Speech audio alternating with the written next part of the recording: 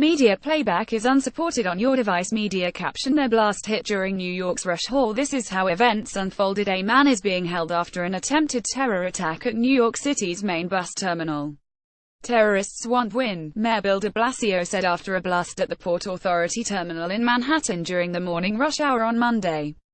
The suspect, Akadullah, a 27-year-old Bangladeshi immigrant, was injured by a low-tech explosive device strapped to his body, officials say. 3 other people suffered minor wounds when it blew up in an underpass. A photo circulating on social media shows a man, said to be Akadullah, lying on the ground with his clothes ripped and lacerations on his upper body. Mayor de Blasio said he was believed to have acted alone.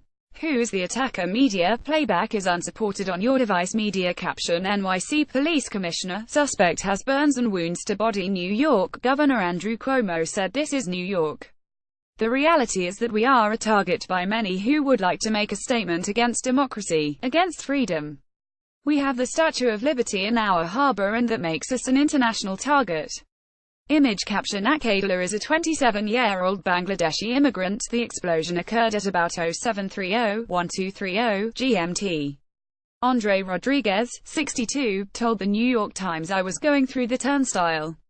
It sounded like an explosion, and everybody started running." Another eyewitness, Alicia Vlodkovsky, told Reuters news agency that she had seen a group of about 60 people running. A woman fell, and nobody even went to stop and help her because the panic was so scary, she said.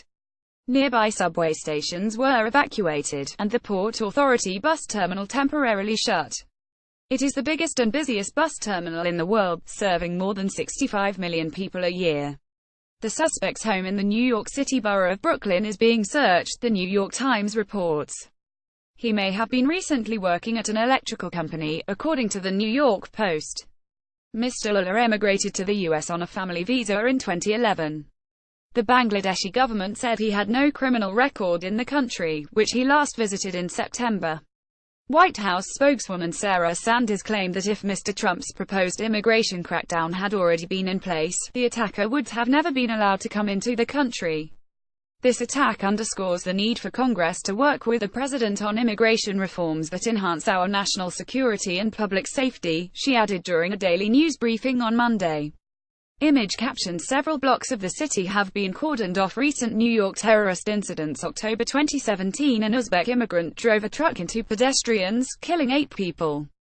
He is facing murder and terror charges. It was the deadliest attack in the city since the 11th of September 2001. March 2017, a white U.S. Army veteran killed a black man with a sword in Manhattan, saying he harbored hatred towards African Americans. He was charged with murder as an act of terrorism. September 2016, an Afghan-American man planted pressure cooker bombs in New York and New Jersey. He was shot by police but survived to face court.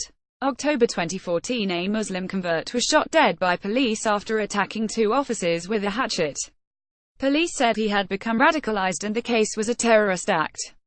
May 2010, a car bomb was found in Times Square, the city's busiest tourist area, and defused by police. A Pakistan-born U.S. citizen was arrested and sentenced to life in prison in 2010. Are you in the area? If it's safe for you to do so, tell us how you have been affected by this by emailing haveyoursay@bbc.co.uk. You can also contact us in the following ways: tweet at @BBC_HaveYourSay, WhatsApp 447555173285, text an SMS or MMS to 61124 UK. Please read our terms conditions.